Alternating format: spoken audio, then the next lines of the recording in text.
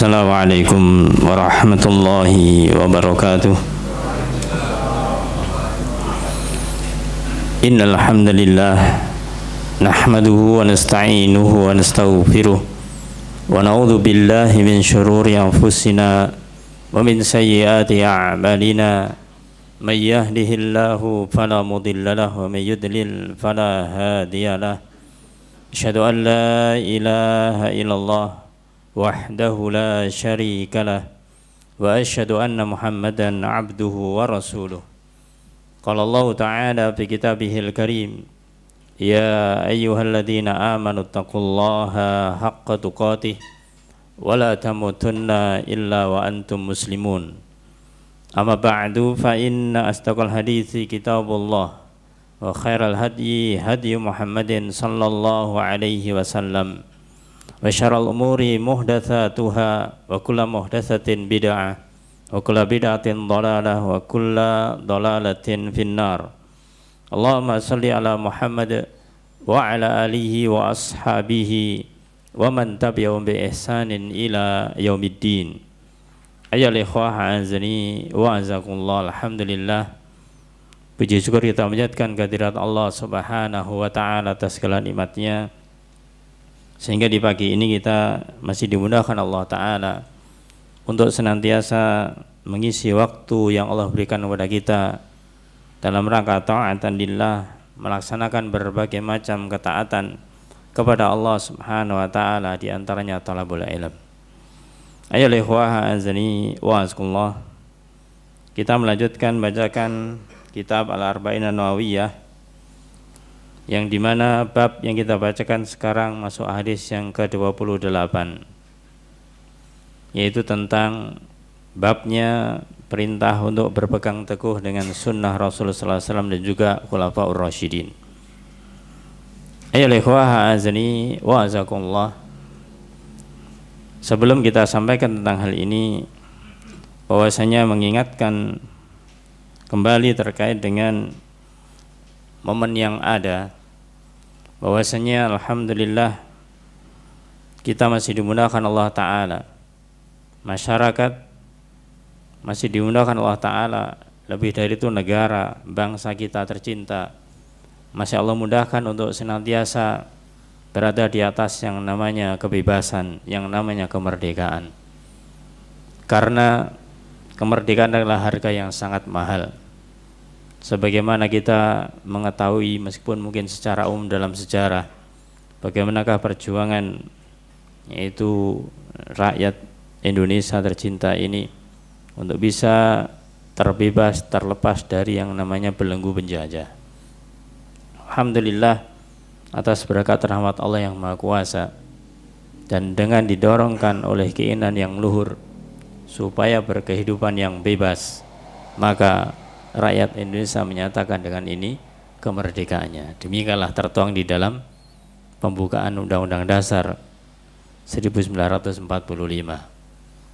Maka di dalam alinea ini menunjukkan bagaimanakah kemerdekaan yang diikrarkan oleh bangsa Indonesia merupakan rahmat dari Allah Subhanahu wa Ta'ala. Kalau kita sudah menyadari bahwa ini adalah rahmatnya Allah Ta'ala, maka tidak ada hal yang terpenting kecuali bersyukur kepada Allah Subhanahu wa Ta'ala. Termasuk di hari ini kita adalah bersyukur telah dimudahkan Allah Ta'ala untuk bisa menikmati kemerdekaan yang Allah berikan kepada bangsa kita tercinta ini. Dan satu hal yang penting untuk kita catat para jamaah, bahwasanya namanya syukur itu ada 3 rukunnya. Yang pertama rukunnya adalah meyakini bahwasanya nikmat itu minallah, itu i'tiqadun bil qalb, meyakini dengan hati bahwasanya nikmat yang Allah berikan kepada siapa saja, apapun modelnya, apapun bentuknya, minallah, semuanya adalah dari Allah Ta'ala, harus yakin. Kemudian ikrar bil lisan, mengikrarkan, mengucapkan dengan lisan dengan ucapan syukur, misalkan alhamdulillah. Dan lebih dari itu, ketika kita diingatkan tentang kemerdekaan ini, maka hendaklah nikmat Allah yang besar yang berupa kemerdekaan ini itu kita isi dengan berbagai macam ketaatan kepada Allah Subhanahu wa Ta'ala. Maka inilah sebenarnya hakikat yang namanya kemerdekaan, adalah kita bersyukur atas nikmat Allah Ta'ala. Dan tidak hanya sekedar terbebas dari belenggu penjajah. Lebih dari itu bagi seorang muslim, bagi seorang mukmin, maka yang menjajah diri seorang mukmin, seorang muslim tidak hanya penjajah. Meskipun kita secara fakta, yaitu secara kenegaraan, secara kebangsaan, kita telah merdeka, namun pertanyaannya apakah sisi lainnya kita sudah merdeka? Maka justru kadang sebaliknya, kemerdekaan yang sudah diupayakan, diusahakan, banyak pengorbanan dari para pendahulu kita, itu ternyata oleh orang-orang sekarang bukan disyukuri, tapi malah dikufuri dengan atas nama tasyakuran. Jadi mereka maunya bersyukur tapi kufur. Na'udzubillahi min dzalik. Dan ini terbukti apa? Terbukti dikala seseorang itu mewujudkan rasa syukurnya tanpa melihat syariatnya Allah Subhanahu wa ta'ala.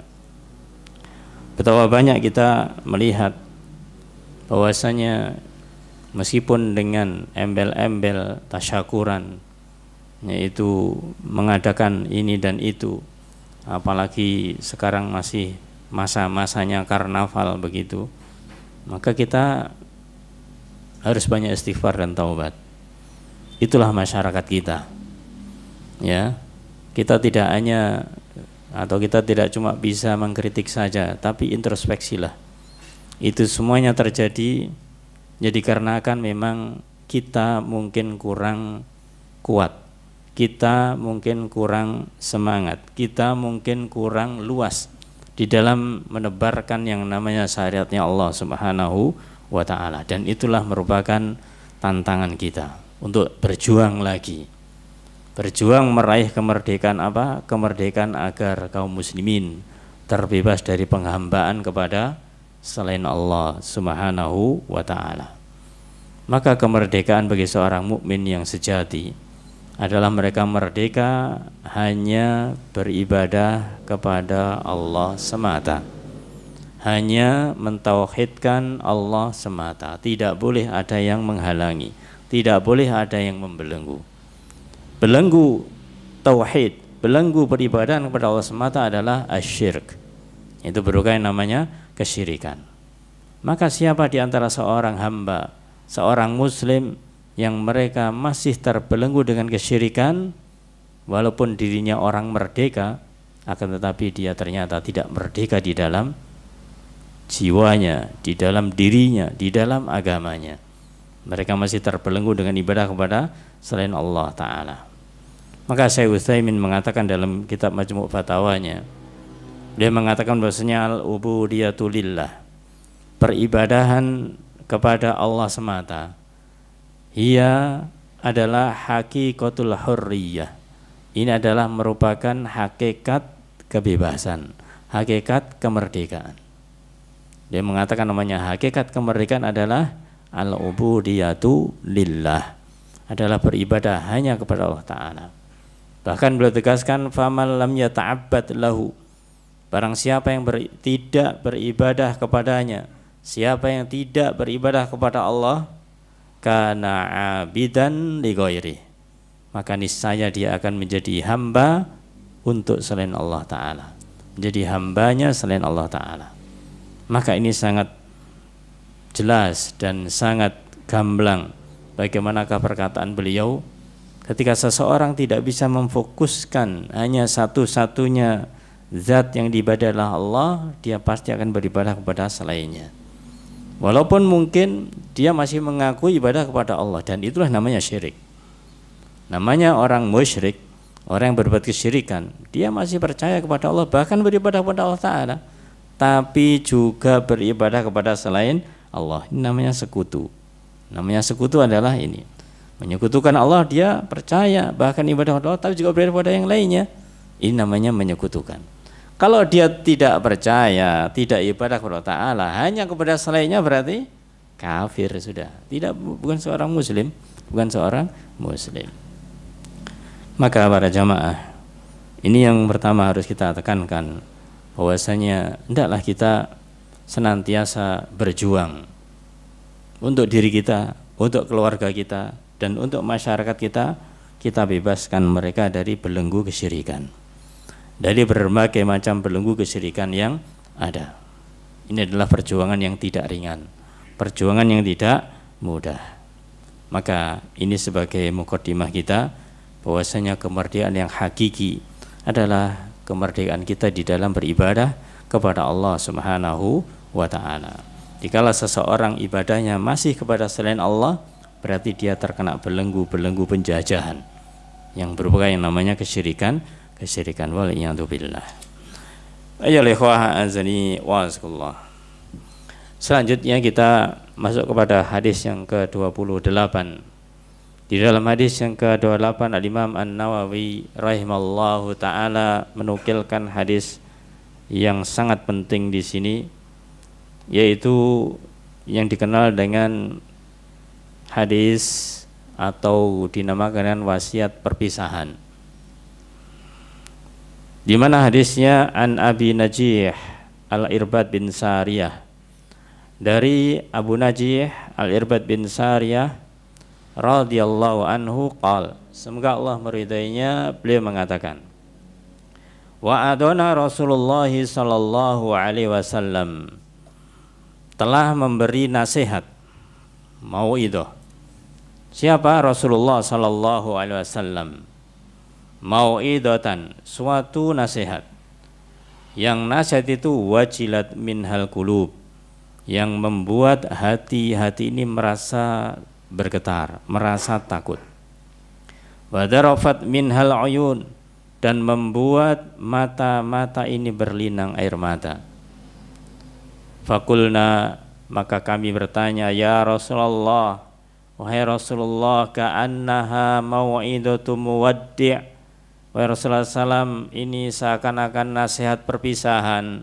Fausina, maka wasiatkanlah kepadaku ya Rasulullah.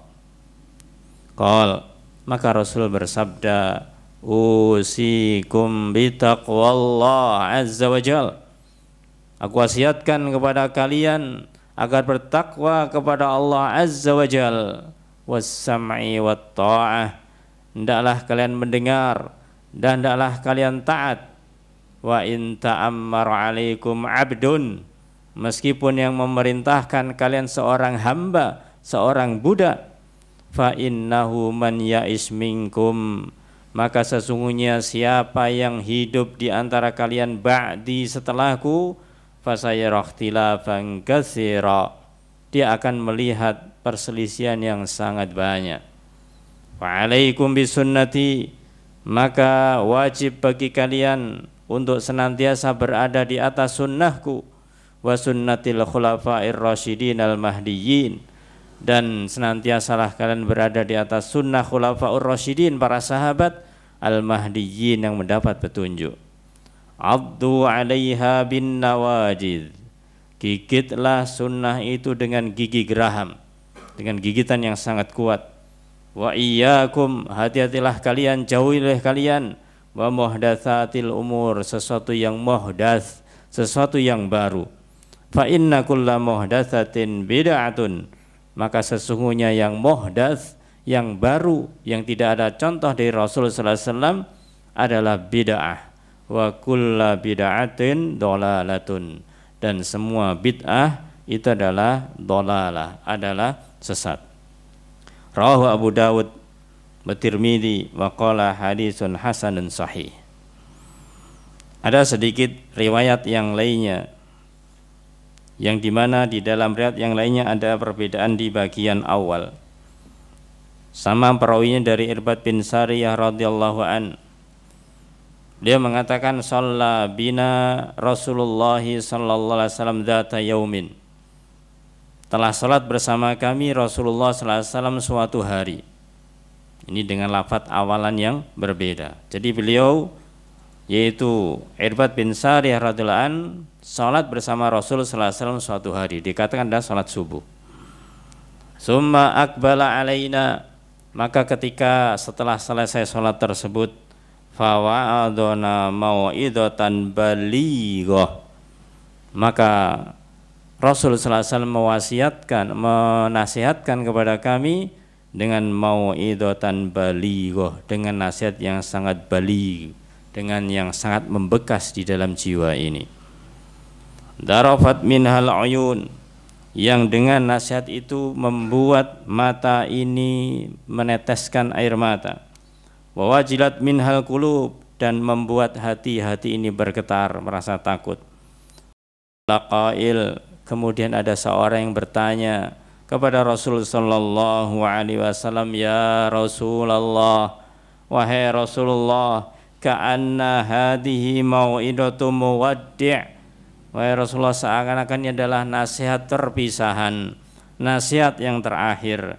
Famada ta'hadu ilaina, maka apa yang engkau wasiatkan kepada kami, yang engkau berikan janji, engkau tinggalkan, yaitu satu janji kepada kami, yang engkau tekankan kepada kami, maknanya adalah wasiat. Ayyuhal ikhwah azani wa azakullah. Faqala, maka Rasul bersabda, usikum bitaqwallah was-sam'i wat-ta'ah wa in abdun habasyi. Ini yang ada sedikit perbedaan. Aku wasiatkan kepada kalian bertakwa kepada Allah, mendengar dan taat meskipun kepada seorang abdun habasyi, seorang hamba Habasyah, Ethiopia. Yang nanti dijelaskan bagaimanakah, kenapa dikatakan seorang hamba dan hambanya adalah Habasyi. Selanjutnya yaitu sama untuk kalimat yang berikutnya, itu adalah kalimat yang sama. Ini yang membedakan dari hadis yang sebelumnya. Ayyuhal ikhwah a'azni wa azakumullah. Hadis ini juga ada tambahan yang melengkapi hadis ini di dalam riwayat Imam Ahmad dan Ibnu Majah, bahwasanya Rasul sallallahu alaihi wasallam juga bersabda di dalam hadis riwayat Imam Ahmad dan Ibnu Majah, yaitu qad taraktukum 'alal bayda lailuha kanahariha la yazighu anha ba'di illa halik. Bahwasanya aku telah tinggalkan kepada kalian 'alal bayda, maksudnya din, agama ini ditinggalkan di atas al-bayda, di atas sesuatu yang putih, yang sangat jelas, yang sangat terang, yang sangat gamblang. Lailuha kanahariha, malamnya saja itu seperti siangnya, apatah lagi siangnya. Yang artinya meskipun di malam hari sangat jelas, apalagi di siang harinya. La yazighu anha ba'di illa halik, maka tidaklah menyimpang darinya setelahku kecuali dia adalah orang yang akan halik, orang yang akan binasa. Orang yang dia tidak mau menuruti cahaya yang telah, atau sesuatu yang telah putih terang benderang ini, maka kalau dia menyimpang, dia akan menjadi orang yang binasa, orang yang celaka. Ayyuhal ikhwah azani wa azakumullah. Dari beberapa riwayat yang ada ini, meskipun tidak dikatakan hadis hasan sahih, maka secara umum hadisnya adalah hadis yang sahih. Ayyuhal ikhwah azani wa azakumullah. Kita sebutkan di sini yaitu sedikit demi sedikit tentang masalah hadis ini. Yang pertama, di dalam hadis di situ disebutkan wa'adana Rasulullah sallallahu alaihi wasallam, bahwasanya Rasulullah sallallahu alaihi wasallam memberikan nasihat kepada kita. Maka ini pentingnya kita itu untuk memahami dan untuk mengamalkan yang namanya nasihat. Karena inilah sesuatu yang penting di antara bagian agama ini. Seberapa penting yang namanya nasihat itu? Ayyuhal ikhwah azani wa azakumullah. Rasulullah sallallahu alaihi wasallam itu ketika memberikan nasihat kepada para sahabatnya, memang ada forum-forum yang khusus, forum-forum yang rutin. Misalkan ketika khutbah Jum'ah, ketika Idul Fitri, Idul Adha, atau di momen-momen tertentu. Akan tetapi Rasulullah SAW juga memberikan nasihat di sela-sela waktu itu, yang artinya seperti mana dalam hadis ini disebutkan, disampaikan itu setelah sholat subuh. Maka meskipun tidak senantiasa, tidak selalu diberikan setelah sholat subuh, tapi ketika dibutuhkan Rasulullah SAW itu akan memberikan nasihat kepada para sahabatnya. Karena memberikan nasihat oleh azani wa azkullah, ini merupakan perintah juga dari Allah Ta'ala, di mana Allah berfirman dalam surat An-Nisa ayat yang ke-63, Allah berfirman, wa'idhum wa kullahum fi anfusihim qawlan baligha. Wa'idhum, dan berilah nasihat kepada mereka. Berilah nasihat kepada mereka, wa kullahum, dan katakan kepada mereka, fi anfusihim, pada jiwa mereka, qawlan baligha, perkataan yang baligh, perkataan yang membekas. Maka ini menunjukkan bagaimanakah yang diperintahkan Allah Ta'ala kepada Rasul Sallallahu Alaihi Wasallam itu untuk betul-betul mengamalkan yang namanya nasihat ini, yaitu memberikan mau'idah. Mau'idah sama dengan namanya an-nasihah. Ayolah ikhwah azani wa azakullah.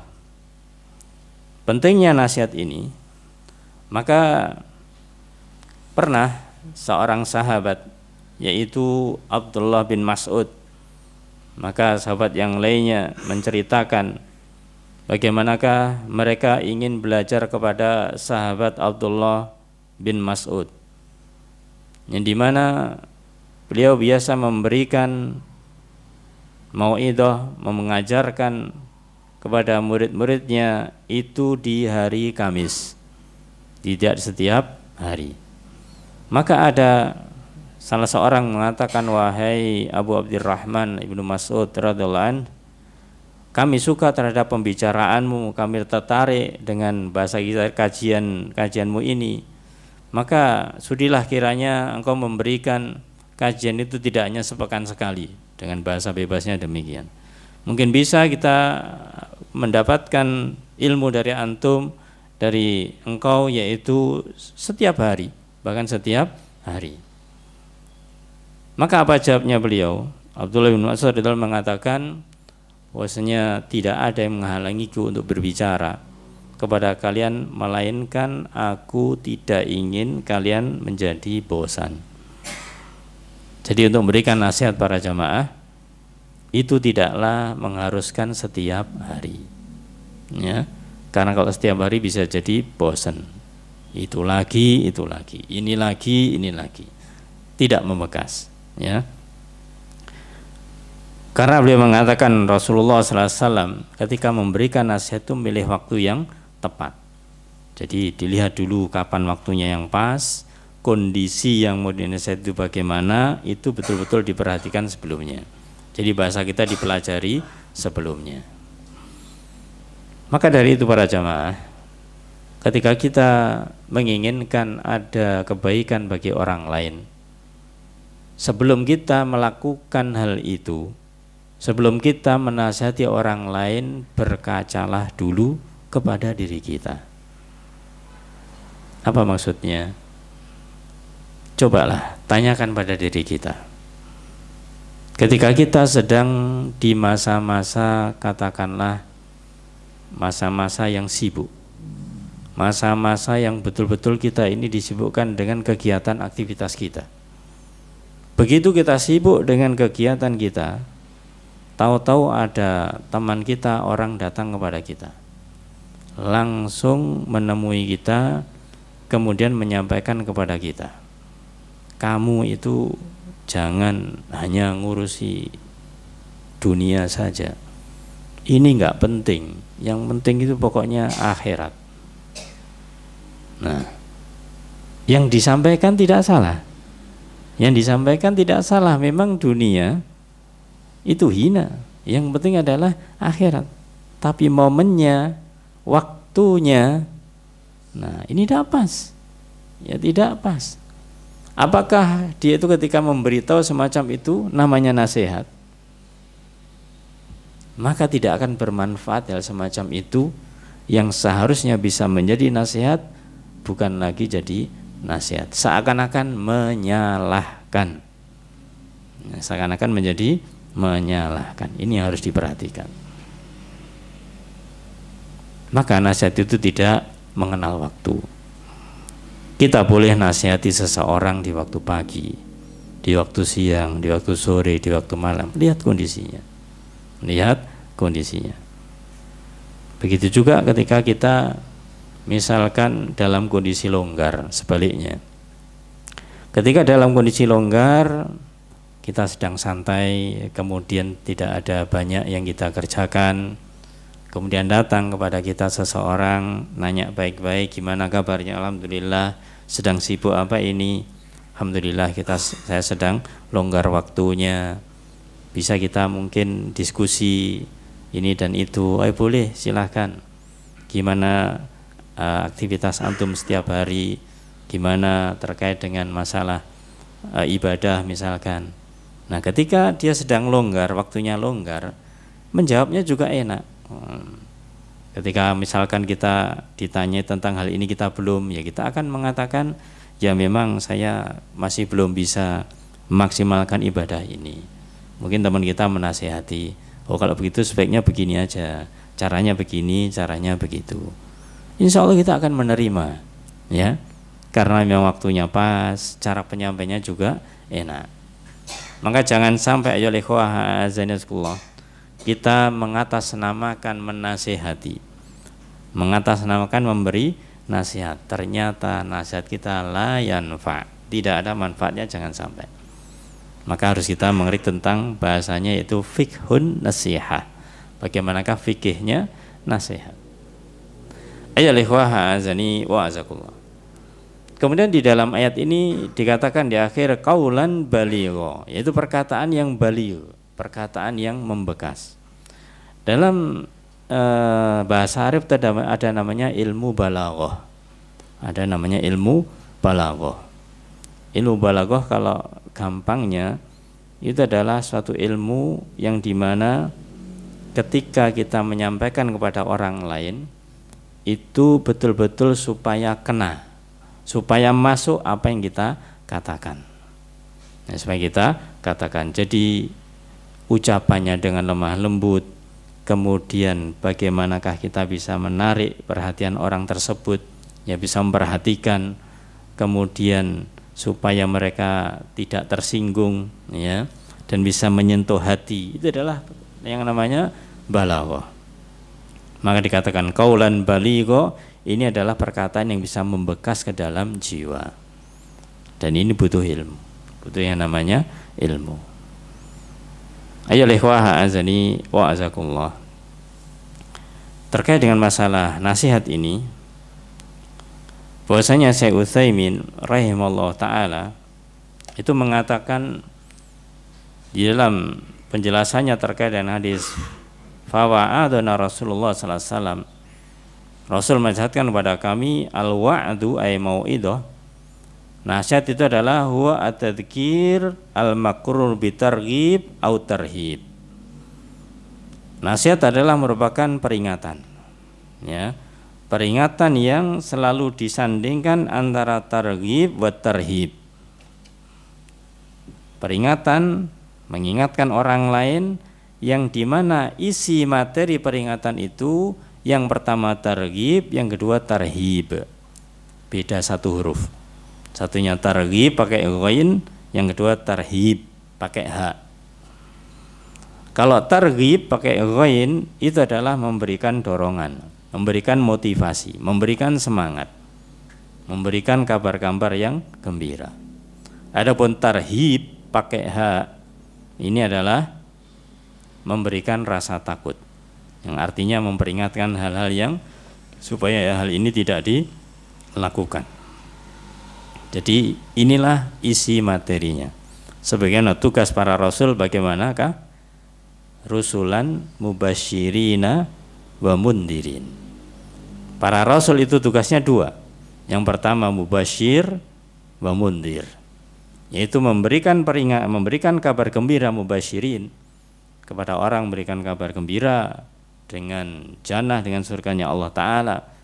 Kalau mau masuk surga lakukan ini, lakukan itu, jauhi ini, jauhi itu. Kemudian juga wa mundirin, dan memberikan peringatan. Jangan lakukan ini karena itu akan diancam dengan nerakanya Allah Subhanahu wa taala. Kemudian belum melanjutkan, wa kana Nabi sallallahu alaihi wasallam yatakhawwalu ashabahu bil mau'idah wa la yukaththir alaihim makhafatas sammah. Dan ada Rasulullah sallallahu alaihi wasallam itu memperhatikan para sahabatnya dengan memberikan nasihat-nasihat di waktu-waktu yang tidak ditentukan, ya. Wala yukatsir alaihim, dan beliau tidak memperbanyak, tidak terlalu banyak memberikan nasihat. Jadi tidak selalu setiap hari nasihat itu, tidak. Ya, kenapa? Makhafatas sama, khawatir kalau misalkan nanti bosan.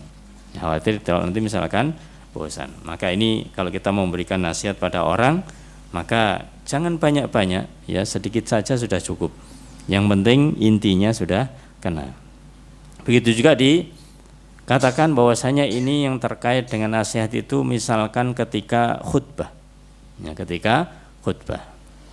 Kalau seorang itu sedang khutbah, selayaknya ketika khutbah itu tidak dipanjang-panjangkan khutbahnya. Makanya kadang di masjid-masjid itu di mimbar ditulisi khutbah maksimal ya 15 menit, 20 menit, 17 menit, ada begitu. Ya, yang pengalaman yang pernah khutbah. Karena tulisannya nggak kelihatan, tulisannya di balik mimbar gitu. Ya, ada tulisan seperti itu. Itu tidak salah. Ya, tidak salah. Kalau orang tersinggung dengan tulisan itu tidak paham begitu loh. Itu memang benar. Artinya kalau khutbah jangan lama-lama. Katanya ahli apa ya? Ahli orang yang dia itu mengenai masalah bahasa ini. Kemampuan seseorang di dalam mendengarkan yang bisa fokus mulai dari detik pertama maksimal 15 menit. Maksimal 15 menit. Setelah itu wallahu a'lam. Setelah itu wallahu a'lam. Ya, ini secara umum demikian. Nah, kita bukan 15 menit ini. Sudah wallahu a'lam berarti ini. Ya. Ya begitulah. Apalagi di dalam khutbah ini adalah memang salah satu rangkaian dari ibadah. Maka disebutkan oleh Abu Wa'il, beliau berkata bahwasanya ada seorang sahabat namanya Ammar radhiyallahu an, itu berkhutbah kepada kami dengan singkat dan khutbahnya mengena. Ya, khutbahnya singkat dan to the point bahasa kita, yaitu to the point. Maka ketika beliau turun dari mimbar, maka sahabat yang lain Tawai Abul Yakzan, panggilan dari Ammar radhiyallahu anhu ini. Engkau berkhutbah singkat sekali, kok ringkas sekali. Gimana seandainya khutbahmu itu engkau panjangkan sedikit? Ya biar manfaatnya lebih besar, materinya lebih banyak, ya jamaah lebih paham, maksudnya seperti itu. Ya. Apa yang beliau jawab? Ya. Ammar mengatakan, aku mendengar Rasulullah sallallahu alaihi wasallam. Maka beliau menukil hadis Rasulullah SAW dalam hadis yang sahih riwayat Imam Muslim dan juga ada Imam Ibnu Hibban dan yang lainnya. Beliau mengatakan, inna tula salatir rajuli wa kisara khutbatihi ma'innatun min fikhi fa'atilus shalah wa aksirul khutbah fa inna minal bayani la sihara. Yang artinya inna tula salat, sesungguhnya panjangnya salat, panjangnya salatir rajul, panjangnya salatnya seseorang di waktu hari Jumat ini. Wa kisara khutbatih, dan pendeknya khutbahnya itu ma'innatun min fiqih. Ini adalah berupa bukti dia paham terhadap agama. Dia ngerti terhadap agama. Bukan saatnya di dalam khutbah itu untuk berpanjang lebar. Ya. Maka ditegaskan oleh beliau fa'atilus shalah, perpanjanglah sholatnya ketika Jumatan itu. Wa aksirul khutbah, dan pendekkanlah khutbahnya. Fa inna minal bayan, karena sesungguhnya di antara bayan, perkataan penjelasan, la sihra, sungguh itu adalah sihir. Maksudnya itu bisa menarik hati. Perhatikan para jamaah, sekarang ini kan banyak yang namanya motivator kan begitu. Ya. Apalagi dia seorang motivator, ahli komunikasi, masya Allah sudah. Ya, karena kan kalau dia mengucapkan atau dia itu memberikan materi setengah jam bahkan sampai 1 jam, itu seakan-akan orang itu sudah nggak capek, perhatiannya full dan ngikuti apa yang diinginkan. Inilah namanya sihir itu di situ. Ya, berbicara begini, angkat tangannya ikut angkat tangan. Ya, gerakan ini ikut menggerakkan. Kena sihir, kena sihir ngikuti itu. Ini dari apa? Ucapan-ucapan. Maka sekarang tergantung apa isi yang diucapkan itu. Ayo lehwah azani wa azakullah. Kembali kepada yang namanya mauidhah ini atau nasihat ini. Itu begitu kita ini hendaklah memperhatikan ketika kita memberikan yang namanya nasihat. Di antara adab kita memberikan nasihat secara singkat, maka hendaklah yang tentunya harus kita pegang betul-betul ketika memberikan nasihat. Ini yang jelas adalah berupa keikhlasan. Ini di antara adab di dalam memberikan nasihat, keikhlasan. Kemudian kita adalah ketika memberi nasihat berupa dengan cara yang lemah lembut, dengan cara yang lemah lembut. Dan sabar para jamaah, sabar. Jangan kita mengatakan saya sudah nasihati dia berulang-ulang tapi tidak mau berubah. Ya, ini kadang-kadang sering kita dengarkan, sudah capek saya nasihati berulang-ulang dia tidak mau berubah. Maka berarti kurang sabar. Namanya kurang sabar. Yang namanya berubah itu yang menentukan bukan kita. Orang itu kita nasihati kemudian dia berubah, yang menentukan dia berubah bukan kita. Kita hanya sekedar menyampaikan. Tadi qaulan baligh, perkataan yang balik, yang tersampaikan dengan bisa membekas ke dalam hati. Maka kalau kita menyampaikan bahkan berulang-ulang kok ternyata tidak berubah, berarti apa? Bisa jadi belum sampai masuk ke dalam hatinya. Ya. Maka ini benar para jamaah. Kalau ada seseorang itu menyampaikan kepada orang lain bahasanya dari hatinya, insya Allah akan masuknya ke hati orang yang diberitahu. Tapi kalau orang menyampaikan sesuatu dari akalnya, dari nafsunya, nggak pernah akan sampai ke dalam hati seseorang yang diberitahu. Maka inilah butuh keikhlasan dan butuh kesabaran. Nah, ini pelajaran penting bagi kita dan juga semuanya ya, baik abah wal ummahat, bapak ataupun ibu, ketika nasihati anak-anaknya, ya, tanyakan dulu. Kita beri nasihat itu dari hati kita atau dari nafsu kita, amarah kita, atau dari apa? Coba bandingkan ketika kita sedang longgar, sedang katakanlah santai bahasanya, anak kita juga santai, kita ajak ngomong bicara baik-baik, itu biasanya nyambung dan enak, bahkan ada respon. Tapi ketika anak pas melakukan kesalahan, kita marahi, ya sudah, ya, kita tidak dengan dari hati kita menyampaikan, meskipun benar yang kita katakan, ya, anak pun merasa disalahkan, ya tidak menerima dengan hati pula, ya nggak akan pernah sampai, tidak akan pernah sampai. Maka harus banyak kesabaran, harus banyak sabar dalam masalah hal ini. Kemudian dalam menyampaikan nasihat adalah dengan cara yang baik, khususnya kalau nasihati person, nasihati orang per orang. Jangan sampai menasihati di khalayak ramai. Jangankan khalayak ramai, kita nasihati seorang ada 2-3 orang yang lain, itu dihindari. Ya, itu jangan dilakukan.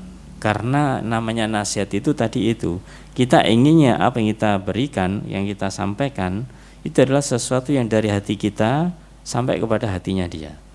Kalau ada orang lain, maka dia bisa jadi tidak konsentrasi, malu dan yang lainnya. Apalagi di khalayak rame, apalagi nasihat orang di mimbar, bukan nasihat itu namanya. Kalau disampaikan berupa kekurangan jadi membuka aib, itu namanya. Na'udzubillah. Ayyuhal ikhwah azani wa azakullah. Memberikan nasihat itu memang tugas kita sebagai seorang muslim, apalagi diminta kepada orang lain atau orang lain meminta kepada kita. Dan itu adalah dikatakan Rasulullah SAW hakul muslim alal muslim, hak muslim yang satu dengan muslim yang lainnya. Di antaranya yaitu idzastansohaka fansohhu atau fansoh lahu. Jika dia meminta nasihat kepadamu, berilah dia nasihat. Nah, ini makna sebaliknya berarti apa? Kalau ini hadisnya mengatakan jika dia minta nasihat, nasihatilah. Makna sebaliknya berarti apa? Jika tidak minta nasihat, ya jangan dinasihati. Ya, bisa jadi dia sedang tidak mau dinasihati. Walaupun dia sedang melakukan perbuatan yang salah, ya, perbuatan yang tidak benar. Bisa jadi waktunya itu dia sedang bahasanya stres sudah, belum bisa berpikir jernih. Jangan nasihati waktu itu. Ya. Karena dia sedang tidak butuh nasihat. Nanti kalau dia sudah reda, ya, dia sudah tenang begitu, ya, kalau dia sadar dia mesti akan minta nasihat. Maaf, afwan tadi saya khilaf begini begitu, ya, mohon maaf, mungkin saya bisa dinasihati. Nah, nasihati saat itu, ya. Kalaupun dia tidak minta, mungkin kita nawarkan boleh, nawarkan dalam arti yaitu gimana kamu tadi kok seperti ini, iya saya tadi begini, apakah itu benar misalkan, ya ndak, ini sudah nasihati sebenarnya, ya. Ayo ikhwah azani wa azakullah, itu petikan hadis wa'adona Rasulullah sallallahu alaihi wasallam. Ayo ikhwah azani wa azakullah. Kemudian di dalam lanjutan hadisnya, Rasulullah SAW ketika memberikan nasihat, wajilat minhal qulub wa darabat minhal uyun. Wajilat minhal qulub wa darabat minhal uyun. Maka yang namanya qalb, namanya qulub, hati ini yaitu menjadi bergetar. Artinya adalah takut. Nah, sebenarnya yang bergetar itu bukan hati, ya. Yang bergetar itu apa? Jantung. Nah, sebenarnya qalb itu adalah jantung. Jantung itu berdebar-debar kan begitu. Kalau hati apa? Gak ada hati berdebar-debar, ya, jantung yang berdebar-debar. Tapi ya sudah, ini bahasanya sudah terlanjur, ya. Jadi hati ini menjadi merasa takut. Namanya orang hatinya atau jantungnya berdebar-debar, dia itu menunjukkan rasa takutnya atau salah paling tidak. Kita coba rasakan. Kalau misalkan kita melakukan suatu perbuatan yang kita tahu ini salah, tapi tetap kita lakukan, pasti akan berdebar, jantung kita akan berdebar-debar, bahasa Jawanya nderedek kan gitu, ya, akan berdebar-debar. Itu adalah tanda. Makanya Rasul pernah bersabda istafti qalbak, yang pernah kita bahas sebelumnya. Mintalah fatwa kepada jantungmu, kepada hatimu, ya, ketika sesuatu itu benar atau tidak salah. Kalau memang itu benar, ya akan tenang hatimu, ya, jantung ini akan tenang. Tapi kalau itu salah, akan berdebar-debar. Masya Allah, inilah ketika seseorang itu mau kembali kepada dirinya, dia akan tahu ini hak, ini yang batil. Walaupun meskipun dia tidak banyak punya ilmu, belum bertanya pada yang lainnya, tapi bisa merasakan. Allah sudah ciptakan demikian, bahwasanya jantung kita ini yang responsif, yang selalu merespon apa saja yang kita lakukan. Wajilat minhal qulub, bahwasanya hati ini yaitu merasa takut kepada Allah Ta'ala. Wa darabat minal uyun, dan mata ini meneteskan, mencucurkan air mata. Maka ini sejalan dengan niat Allah Subhanahu wa Ta'ala dalam surat Al-Anfal ayat yang kedua. Di dalam ayat itu Allah berfirman, innamal mu'minuna alladzina idza dzukirallah wajilat qulubuhum wa idza tuliyat 'alaihim ayatuhu zadatuhum imana wa 'ala rabbihim yatawakkalun. Di dalam ayat ini ya ikhwah azanakumullah, Allah memberikan sifat kepada orang beriman, yaitu dua sifat yang Allah puji. Bagi siapa? Orang yang beriman. Innamal mu'minuna, hanyalah orang yang beriman itu. Yang artinya kalau tidak beriman ya lepas dari sifat ini. Seorang mukmin seharusnya punya sifat ini. Apa itu? Alladzina idza dzukirallah. Seorang mukmin ketika disebutkan yaitu atau dia ketika dzikirullah, yaitu disebutkan nama Allah, ketika disebutkan nama Allah Ta'ala, Allah begitu, wajilat qulubuhum, maka gemetarlah hati mereka. Ini kita tahu para jamaah bagaimanakah ketika seseorang itu mengucapkan lafaz Allah dengan betul-betul dari dalam hati dan kemudian menyampaikan kepada yang lainnya, itu akan bisa menggetarkan hati. Maka seorang mukmin ketika diingatkan tentang Allah Subhanahu wa taala, disebut nama Allah Ta'ala, maka hati mereka bergetar.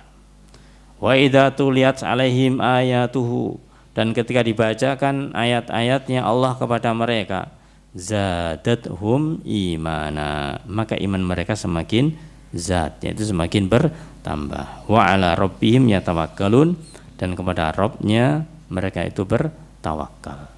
Mereka berserah diri kepada Allah Subhanahu wa ta'ala. Ayyuhal ikhwah a'azani wa azakullah. Maka seorang mukmin senantiasa hendaklah dia memiliki dua sifat yang mulia ini. Ketika mendengar nama Allah Ta'ala, maka hendaklah dia itu bergetar hatinya. Artinya dia takut. Kalau dia takut, ini artinya apa? Takut ketika yang diingatkan oleh seseorang kepada kita Allah ada sesuatu yang kita salah. Kita salah di dalam melakukannya. Kita beramal sesuatu yang salah sehingga kita merasa takut. Namun ketika dibacakan ayat Allah Ta'ala, kita merasa tenang karena iman kita semakin bertambah. Ayyuhal ikhwah azani wa azakumullah. Maka disebutkan pula di dalam surat Al-Maidah ayat yang ke-83 yang terkait dengan hal ini. Allah berfirman, wa idza sami'u ma unzila ila rasul tara ayunahum tafidu minad dam'i mimma arafu minal haqq, yang artinya wa idza sami'u, dan apabila mereka mendengarkan ma unzila ila rasul, mendengarkan apa-apa yaitu Al-Quran yang diturunkan kepada Rasul sallallahu alaihi wasallam, tara ayunahum, kamu lihat mereka tafidu minad dam', kamu lihat mereka yaitu mencucurkan, meneteskan air mata. Kenapa mereka meneteskan air mata? Mimma arafu minal haqq, dikarenakan mereka tahu, mereka disebabkan mengetahui tentang al-haq, mengerti tentang kebenaran. Ayyuhal ikhwah a'azani wa azakumullah. Meneteskan air mata ini adalah suatu hal yang tidak mudah bagi orang-orang yang mereka itu keras hatinya. Namun meneteskan air mata ini adalah sesuatu yang mudah bagi orang-orang yang lembut hatinya.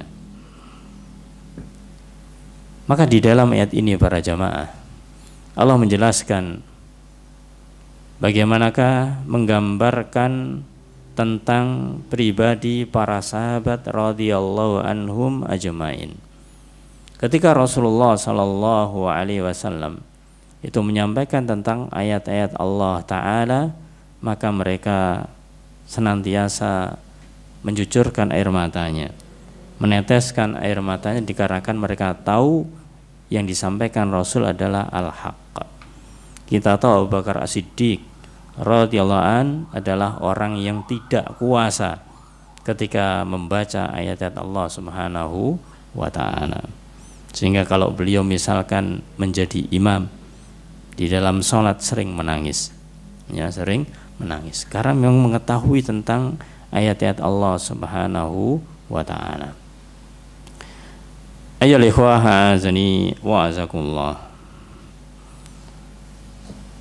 Terkait dengan menangis karena Allah Subhanahu wa ta'ala, maka ada sebuah hadis dari Rasulullah sallallahu alaihi wasallam di dalam hadis yang sahih riwayat Imam Tirmidzi dari Abdullah bin Abbas, bahwasanya beliau bersabda, ainani la tamassuhuman nar, ada dua mata, artinya kondisi mata seorang hamba la tamassuhuma annar, yang tidak akan tersentuh dengan api neraka. Bagaimanakah kondisi mata dari seorang hamba yang tidak tersentuh api neraka? Yang pertama, ainun bakat min khasyatillah, yaitu mata-mata seorang hamba yang dia itu bakat menangis karena takut kepada Allah Subhanahu wa ta'ala. Jadi nangisnya itu karena takut kepada Allah Subhanahu wa ta'ala. Yang kedua, wa ainun batat tahrusu fi sabilillah, yaitu mata yang dia itu batat ini yaitu bermalam, tidak tidur maksudnya, dalam rangka tahrusu fi sabilillah, dalam rangka menjaga atau berjaga di perbatasan untuk menjaga gerbang bahasa kita atau menjaga benteng, dan dia begadang, dia tidak tidur karena menjaga benteng tersebut. Inilah dua mata yang tidak disentuh oleh neraka.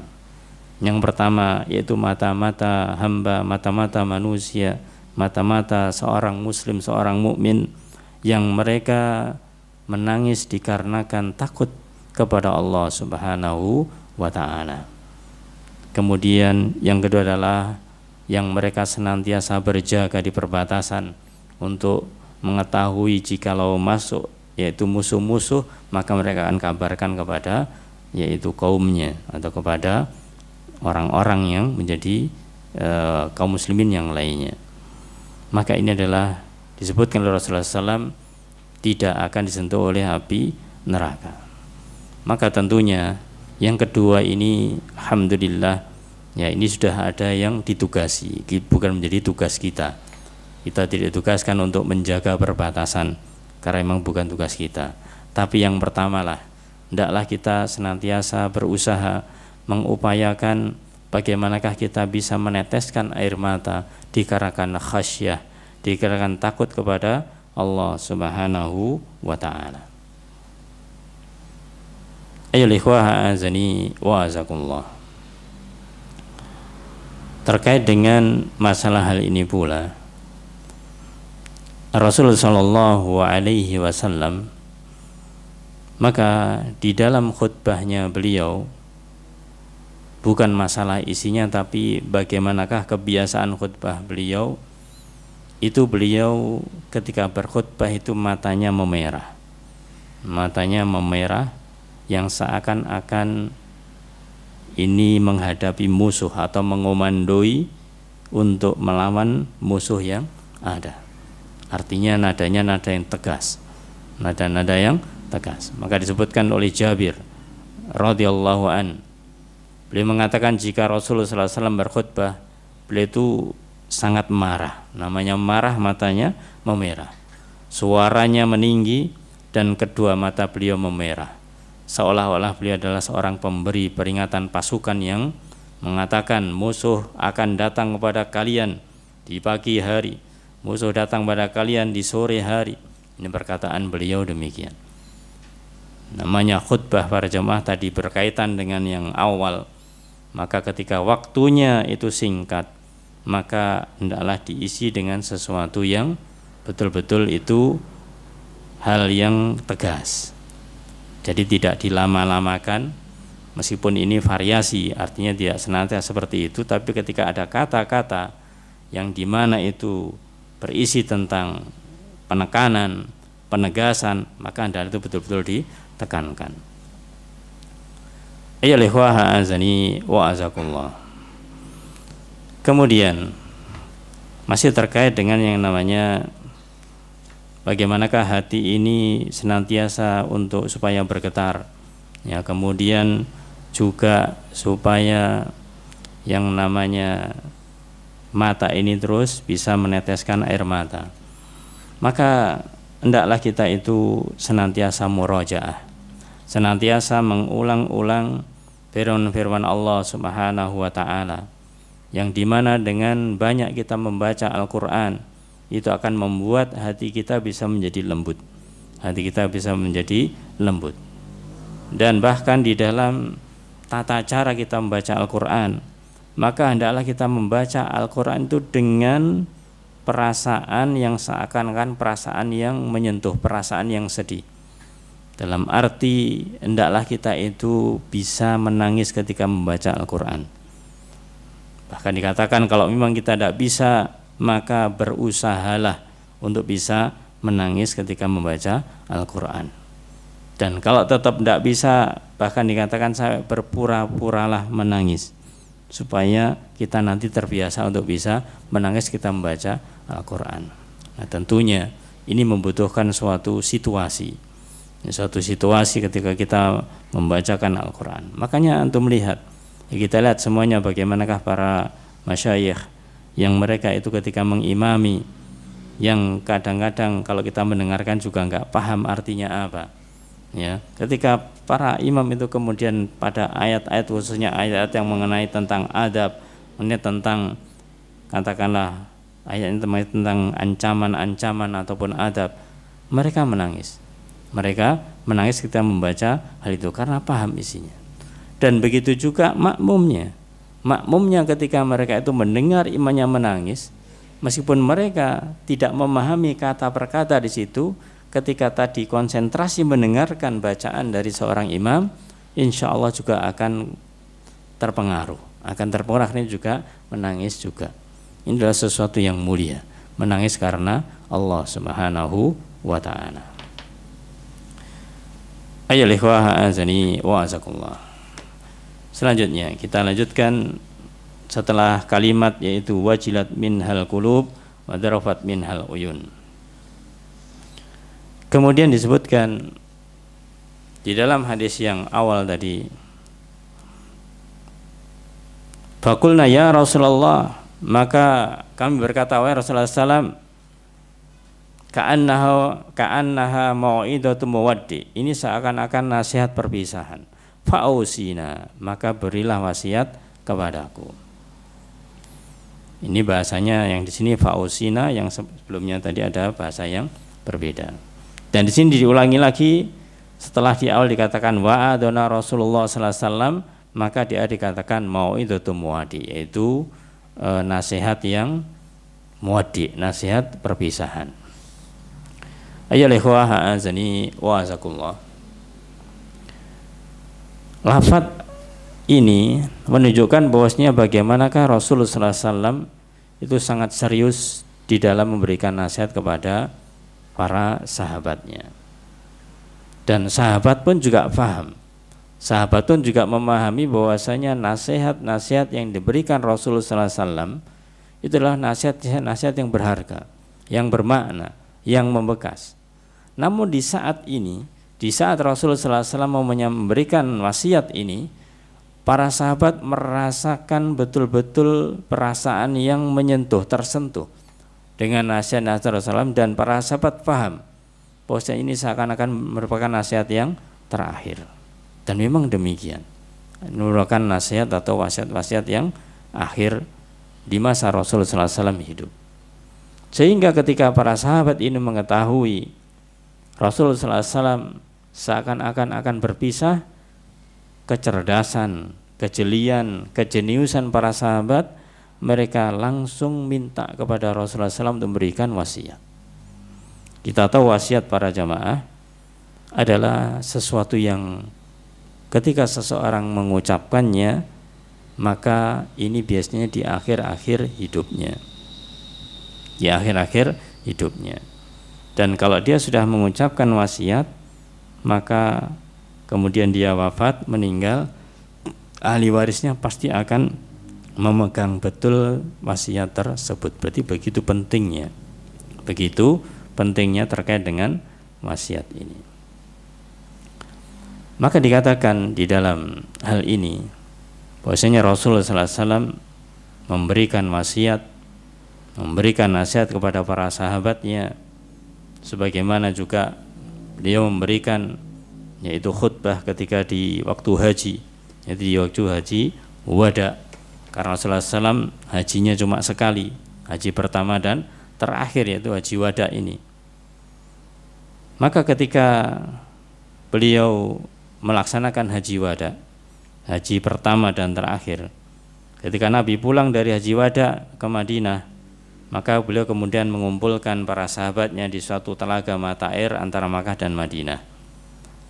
Kemudian beliau bersabda kepada para sahabat, ala ayyuhan nas, ketahuilah wahai manusia, fa innama ana basyarun, aku ini hanyalah manusia biasa.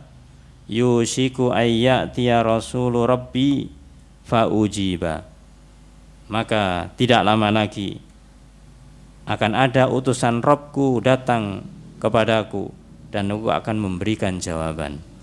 Artinya beliau sudah merasakan akan didatangi malaikat dan Rasul akan menjawab. Artinya akan diambil ruhnya, akan diwafatkan oleh Allah Subhanahu wa ta'ala. Maka ini ketika beliau di haji wada sudah menyampaikan hal yang demikian itu. Ini menunjukkan bagaimanakah ketika seseorang itu sudah berada di akhir-akhir para jamaah, itu hendaklah betul-betul yang diingat itu bukan masalah-masalah dunia, bukan masalah-masalah terkait dengan masalah keduniaan, tapi dalam masalah akhirat. Sehingga orang tua ketika dia mau mewasiatkan kepada anak-anaknya, maka wasiatkanlah kepada mereka sebagaimana wasiatnya Rasul sallallahu alaihi wasallam. Adapun masalah harta para jamaah itu sudah ada syariatnya, sudah ada tata cara bagaimanakah untuk membaginya. Ya, ketika seorang, katakanlah orang tua, kemudian dia mewasiatkan kepada anaknya, nanti kalau aku meninggal ini diberi sekian, ini berikan sekian, ini beri sekian, ini malah menyalahi syariat, malah menyalahi syariat. Karena dalam hadis dikatakan la wasiyata liwarithin, tidak ada wasiat bagi pewaris, bagi orang yang ahli waris. Ini kadang-kadang yang terlupakan, oleh orang, seakan-akan dia ingin supaya anaknya nanti tidak royoan, tidak kelahi, sudah ya nanti kalau saya mati maka yang ini untuk ini untuk itu, ini untuk ini. Ini malah tidak boleh, tidak dibolehkan. Kalau itu berupa namanya wasiat. Tapi kalau namanya orang tua ini masih hidup, kemudian dia bagi-bagi, sudah yang ini untuk anakku yang ini untuk anakku yang ini, dia masih hidup, itu bukan wasiat namanya. Namanya bukan wasiat, adalah hibah, itu adalah pemberian. Ya, maka dibedakan terhadap masalah hal ini. Jangan sampai nanti kemudian salah mengartikan ini karena wasiat, ini karena wasiat. Ya. Maka wasiat yang terbaik sebagaimana Rasulullah SAW adalah wasiat, nanti adalah wasiat usikum bitaqwallah, wasiat yang namanya wasiat ketakwaan.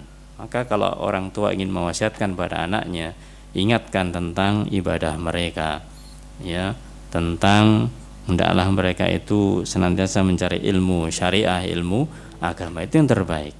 Masalah dunia maka sudah ada aturan-aturan pembagiannya. Tayyib. Apa yang diwasiatkan oleh Rasulullah Shallallahu Alaihi Wasallam, kita baru masuk kepada isi dari wasiatnya Rasulullah Sallallahu Alaihi Wasallam. Maka disebutkan di dalam hadis tadi, usikum bitaqwallah was-sam'i wat-ta'ah. Aku wasiatkan kepada kalian dengan takwa kepada Allah Ta'ala, mendengar dan taat. Ayo ikhwah azani wa azakullah. Wasiat ketakwaan ini adalah wasiat yang paling besar, adalah wasiat yang paling besar. Maka ketika kita mewasiatkan kepada orang, ini jangan sampai ditinggalkan. Sehingga di dalam syariat kita, setiap hari Jumat, maka khatib senantiasa mengingatkan apa?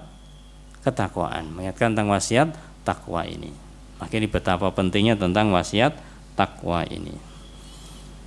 Sebagaimana kita tahu bahwa namanya takwa ini kita sudah mungkin menjelaskan di dalam materi-materi yang sebelumnya, namun tidak ada salahnya karena ini sangat urgent, sangat penting, maka kita mengingatkan kembali, saling mengingatkan tentang masalah ketakwaan. Rasulullah Shallallahu Alaihi Wasallam maka mewasiatkan kepada sahabat-sahabatnya di wasiat perpisahan ini dengan bitaqwallah, dengan takwa kepada Allah Subhanahu wa ta'ala. Karena wasiat ini tidaklah hanya dilakukan oleh orang-orang yang akhir-akhir saja, bahkan ini merupakan wasiat Allah Ta'ala kepada generasi pertama sampai yang terakhir. Disebutkan di dalam ayat Allah Subhanahu wa ta'ala dalam surat An-Nisa ayat 131, walaqad wassaynal ladzina utul kitab min qablikum wa iyyakum anittaqullah. Dan sungguh wassayna, kami wasiatkan, alladzina utul kitab, kepada orang-orang yang mereka menerima kitab. Jadi tidak hanya sekedar Rasulullah SAW saja dan sebelumnya juga. Min qablikum, sebelum kalian. Kalian artinya Rasul bersama para sahabatnya. Wa iyyakum, dan kepada kalian juga. Jadi sama wasiatnya Allah kepada para nabi dan rasul. Apa wasiatnya? Anittaqullah, hendaklah kalian bertakwa kepada Allah Subhanahu wa ta'ala. Inilah wasiat yang agung, wasiat yang besar, yaitu wasiat untuk bertakwa kepada Allah Subhanahu wa ta'ala. Ayyuhal ikhwah azani wa azakumullah. Ada perkataan yang biasa diucapkan oleh orang-orang Arab khususnya ketika orang itu melakukan suatu perbuatan yang tidak benar. Apa yang perkataan mereka? Ittaqillah, ya, takwalah kamu kepada Allah Ta'ala. Artinya takutlah kamu kepada Allah Ta'ala. Karena yang dilakukan sesuatu yang salah, dia harus takut agar meninggalkan, ya, agar meninggalkan perbuatan yang salah tersebut. Kita diingatkan untuk senantiasa meningkatkan ketakwaan kita di setiap hari Jumat. Kemudian di dalam khutbah itu biasanya disebutkan dalam surat Al-Imran, ya, ittaqullaha haqqa tuqatih, bertakwalah kalian dengan sebenar-benar ketakwaan. Pertama diperintahkan untuk bertakwa, tapi haqqa tuqatih, dengan sebenar-benar ketakwaan. Jadi tidak hanya sekedar yang penting takwa, ya, apalagi hanya sekedar sebagai simbol saja. Simbol itu maksudnya apa? Seorang muslim, seorang mukmin ketika di forum atau mungkin dalam tulisan, kita harus menjaga iman dan takwa, imtak, ya, iman dan takwa. Ya, setelah menyampaikan, setelah dia mengucapkan hal itu, kadang-kadang turun dari mimbar sudah lupa lagi iman dan takwanya. Ya, naudzubillah. Maka semacam ini tidak hanya sebagai simbol saja. Bagaimanakah sebenarnya makna takwa? Ya, secara simpel kita sudah tahu, yaitu melaksanakan segala perintah Allah Ta'ala dan menjauhi segala larangannya. Cuma kita ingatkan salah satu perkataan dari Talq bin Habib rahimahullah ta'ala yang terkait dengan takwa ini. Beliau mendefinisikan at-taqwa an ta'mala bi ta'atillah ala nuri minallah tarju thawaballah wa an tatruka ma'siyatallah ala nuri minallah takhafu iqaballah. Beliau katakan takwa itu adalah an ta'mala, engkau mengamalkan, engkau beramal, berarti tidak diam saja. Bi ta'atillah, mengamalkan ketaatan kepada Allah Ta'ala, ala nurin minallah, di atas cahaya dari Allah Ta'ala. Jadi siapa di antara kita yang melakukan ketakwaan itu dikarenakan apa? Karena mendapatkan nur, mendapatkan cahaya, mendapatkan hidayah dari Allah Ta'ala. Tanpa hidayah Allah Ta'ala kita tidak mungkin bisa melakukan yang namanya ketaatan ini. Ketika melakukan yang namanya ketakwaan di atas cahayanya Allah, tarju thawaballah, harapannya kita apa? Hendaklah kau berharap karena mengharapkan thawab Allah, pahala dari Allah Ta'ala. Jadi kita berbuat, kita beramal harus ada harapan. Ini namanya sifatnya ibadah, yaitu harus ada roja, harus ada harapan. Yang kedua adalah khauf. Yang kedua, wa antatruka maksiatallah, dan takwa itu adalah engkau meninggalkan maksiat kepada Allah. Ala nurin minallah, juga di atas cahayanya Allah, di atas petunjuknya Allah Ta'ala. Takhafu iqaballah, engkau takut, engkau khawatir terhadap siksanya Allah, terhadap adabnya Allah Subhanahu wa Ta'ala. Ini adalah satu penjelasan, satu definisi yang mewakili atau yang bagus, karena disebutkan tidak hanya sekedar satu poin tapi melakukan amalan karena hidayah dari Allah dan ada harapannya. Kalau meninggalkan amalan, ya meninggalkan yang maksiat, itu juga karena hidayah Allah Ta'ala, karena takut dari siksanya Allah Subhanahu wa Ta'ala. Ayyuhal ikhwah azani wa azakumullah. Ketakwaan ini pula maka hendaklah dilakukan oleh seseorang dimanapun dia berada. Tidak hanya ketakwaan dilakukan di masjid atau di majelis ilm, ya, atau di satu tempat-tempat yang itu sedang berbicara masalah agama, tapi dimanapun berada. Sebagaimana Rasul bersabda, ittaqullah haitsuma kunta. Takwalah kalian kepada Allah dimanapun kalian berada. Wa atbi sayyi'al hasanah tamkuha, dan ikutilah keburukan dengan kebaikan, yang niscaya kebaikan akan menghapusnya. Wa khaliqin nas bi khuluqin hasan, dan bergaulah kepada manusia dengan pergaulan yang baik. Maka takwa itu dimanapun kita berada, sehingga jangan sampai bahasanya di kotak-kotak. Takwa itu hanya di tempat-tempat ritual, di masjid, ya, atau mungkin di musola, di majelis ilmu. Enggak. Dimanapun kita berada adalah bertakwa kepada Allah Ta'ala. Di jalan ya harus bertakwa kepada Allah Ta'ala. Di rumah ya sama, ya dimanapun tempatnya. Maka pentingnya ketakwaan hendaklah senantiasa kita jaga untuk diri kita dan kita sampaikan kepada orang lain. Ayyuhal ikhwah azani wa azakumullah. Terkait dengan ketakwaan ini, ada perkataan dari Ali bin Abi Thalib radhiyallahu an, yang dimana beliau menyampaikan salah satu ucapannya, yaitu sesungguhnya manusia tidak bisa diperbaiki kecuali oleh seorang pemimpin yang baik maupun yang jahat. Afan, ini pembahasannya tentang masalah asam wa ta'ah, ya,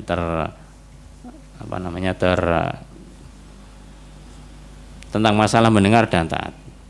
Jadi kembali kepada masalah takwa, maka penjelasannya sampai di situ. Sekarang kita masuk kepada as-sam' wa ta'ah. Karena tadi wasiat yang pertama ittaqullah bitaqwallah, dengan takwa kepada Allah, kemudian wasam'i wa ta'ah, mendengar dan taat. Mendengar dan taat, ya ikhwah azani wa azakullah, ini dua kata yang memiliki konsekuensi, yang artinya ketika seseorang itu mendengar, maka dia akan bisa mentaati. Tapi kalau dia tidak mendengar, ya bagaimana dia bisa mentaati? Tidak mungkin. Yang menyedihkan dia mendengar tapi tidak taat. Ini yang menyedihkan. Dan tidak mungkin orang tidak mendengar kemudian taat, ya tidak mungkin. Karena mendengar aja tidak, bagaimanakah bisa taat? Ya, maka hendaklah kita menjadi orang yang mendengar dan taat, bukan mendengar tidak taat. Nah, mendengar dan taat ini ditujukan kepada siapa? Kepada ulil amr, kepada pemimpin, kepada penguasa. Ayat yang sering kita dengarkan, Allah Subhanahu wa taala berfirman di dalam surat An-Nisa ayat 59. Di sana Allah berfirman, ya ayyuhalladzina amanu atii'allaha wa atii'ur rasul. Wahai orang-orang yang beriman, taatlah kalian kepada Allah dan taatlah kalian kepada Rasul sallallahu alaihi wasallam. Wa ulil amri minkum, dan juga ulil amri di antara kalian, yaitu pemimpin, penguasa di antara kalian. Ayat ini para jamaah sering kita sampaikan juga, ada tiga yang harus ditaati. Yang pertama Allah, ati Allah. Yang kedua ar-rasul, atiur rasul. Dan yang ketiga ulil amri. Namun tidak ada kata-kata atiu di bagian yang terakhir. Kepada Allah atiullah, atiu. Kepada Rasulullah SAW atiur rasul, ada atiu. Ulil amri tidak ada kata atiu, tidak ada kata-kata itu. Kenapa? Dikarenakan namanya ulil amr, maka dia bisa benar, dia bisa salah, dia bisa lurus, dia bisa bengkok. Ya. Maka ketika dia itu benar diikuti, kalau salah tidak diikuti. Maka lanjutan ayat Allah berfirman, fa in tanaza'tum fi syai'in, maka jika kalian ada intiza', ada perselisihan, perbedaan fi syai'in dalam sesuatu, farudduhu ilallah war rasul, maka kembalikanlah kepada Allah dan Rasul. Karena ulil amr ini tidak dijamin. Tidak dijamin benar terus enggak. Jadi bisa benar, bisa salah. Ketika ada segolongan mengatakan lu enggak benar itu ulil amrinya, mengatakan tidak benar itu. Nah, ketika ada perselisihan, pertentangan, perbedaan ini, maka farudduhu ilallah wa rasul, kembalikan kepada Allah dan Rasulnya. Yang dilakukan pemimpin ini cocok apa tidak dengan Allah dan Rasulnya. Ya. Kalau memang sesuai dengan Allah dan Rasulnya benar. Kalau tidak sesuai berarti ya salah. Ya, berarti ya salah. Maka ini dikatakan dalam berikutnya menjadi solusi. Jadi kalau tidak Allah, qala Allah dari Al-Quran, atau qala Rasul dari sunnah Rasulullah SAW, hadis Rasulullah SAW. Yang ketiga adalah kepada seorang pemimpin yang sesuai dengan qala Allah wa qala Rasul itu. Dan ada ayat ini mengatakan in kuntum tu'minuna billahi wal yaumil akhir, jika kalian beriman kepada Allah dan hari akhir. Maknanya kalau seseorang ada perselisihan, perbedaan pendapat, kemudian dia ngengkel, dia tidak mau kalah dengan pendapatnya, maka ini namanya bukan mencari kebenaran, tapi mencari kemenangan. Ya, kalau orang dia itu supaya pendapatnya dibenarkan, supaya dia menang, ya padahal itu adalah sesuatu yang salah, berarti dipertanyakan keimanannya kepada Allah dan hari akhir. Ayo ikhwah azani waskullah. Ini perlu kita tekankan lagi tentang ketaatan kepada pemimpin, supaya kita itu tidak salah di dalam mendudukkan masalah hal ini. Ketaatan kepada seorang pemimpin ini pada asalnya adalah sebagaimana ayat tadi diperintahkan Allah Ta'ala. Dan asal dari perintah Allah Ta'ala adalah wajib. Al-aslu fil amri lil wujub. Asal dari perintah hukumnya adalah wajib. Ya, karena di dalam ayat tadi itu ada perintah yaitu ati'u kepada Allah, kemudian ati'u kepada Rasulullah SAW, kemudian wa ulil amri. Ada kata wa di sini adalah merupakan wawu ataf yang itu sejalan, sebanding, ya, sebanding. Bedanya tidak ada kata ati'u saja, tapi tetap itu perintah, adalah merupakan perintah. Karena tidak mutlak ketaatan kepada ulil amr ini, maka disebutkan di dalam hadis Rasulullah SAW, la ta'ata fi maksiatillah, innamat ta'atu fil ma'ruf. Ya, tidak ada ketaatan di dalam rangka bermaksiat kepada Allah Ta'ala, hanyalah ketaatan itu fil ma'ruf, di dalam hal yang ma'ruf, di dalam hal yang baik. Nah, ini menjadi kaidah bahwasanya untuk mentaati pemerintah maka kita harus lihat yang diperintahkan ma'ruf atau mungkar. Kalau ma'ruf kita taati, kalau mungkar tidak ditaati. Karena berdasarkan hadis ini tidak boleh ada ketaatan di dalam kemaksiatan kepada Allah Subhanahu wa ta'ala. Ayyuhal ikhwah azani wa azakumullah. Kita sebutkan beberapa perkataan-perkataan tentang hal ini yang dimana ini penting untuk kita ketahui. Yang pertama perkataan dari Imam Ibnu Rajab Al-Hambali rahimallahu ta'ala. Beliau mengatakan di dalam kitab Jami'ul Ulum wal Hikam, beliau mengatakan bahwasanya mendengar dan taat kepada pemimpin kaum muslimin, maka di dalamnya terdapat kebahagiaan di dunia Dengan kita taat kepada pemimpin kaum muslimin, ini hubungannya adalah kebahagiaan di dunia. Dan dengannya seluruh maslahat manusia, seluruh kemaslahatan manusia di kehidupan mereka menjadi teratur. Karena ada pemimpin, ada yang ngatur. Dan kalau sudah ada yang mimpin, ada yang ngatur, beliau katakan bisa mereka gunakan untuk memenangkan agama dan taat kepada Rabb mereka. Karena ada yang memimpin. Kalau ada yang memimpin para jamaah, artinya ada yang ngatur, itu lebih aman dibandingkan tidak ada pemimpin. Maka Ali bin Abi Thalib mengatakan, yang tadi sempat kita nukil, dia mengatakan bahwasanya sesungguhnya manusia tidak bisa diperbaiki kecuali oleh pemimpin. Yang artinya apa? Untuk memperbaiki manusia secara banyak, ya secara masyarakat negara, itu kecuali ada pemimpin. Tidak mungkin untuk merubah suatu masyarakat yang banyak tanpa pemimpin, tidak mungkin. Ya, mesti harus ada seorang pemimpin. Kalau tidak ada pemimpin, siapa yang ditaati? Siapa yang ditakuti? Siapa yang diikuti? Tidak ada. Kalau ada pemimpin, yaitu yang diikuti. Bahkan beliau mengatakan apakah pemimpinnya itu baik ataupun jahat. Ya, kalau ada pemimpin bahasanya mending.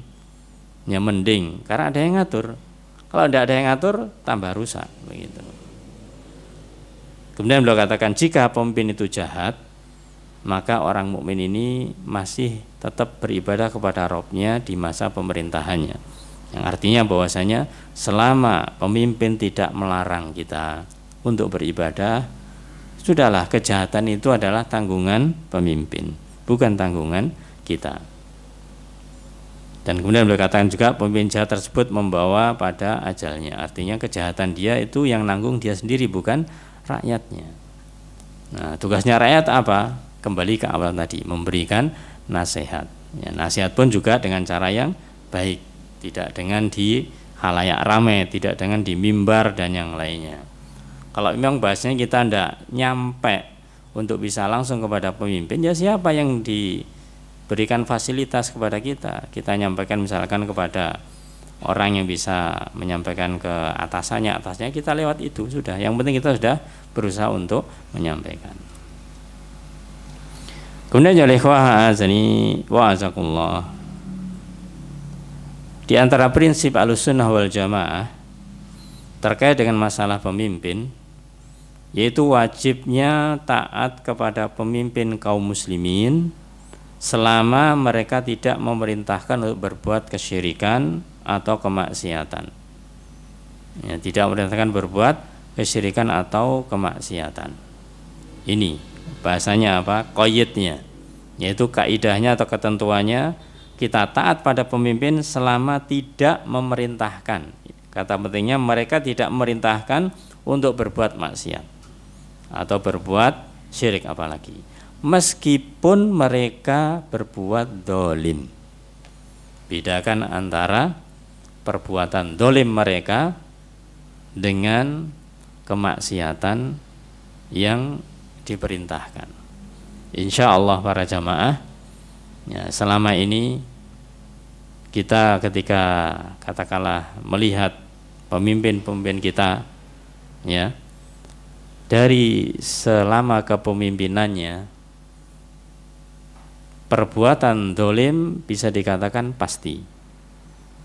Jangankan mereka, kita pun juga sering dolim kan begitu.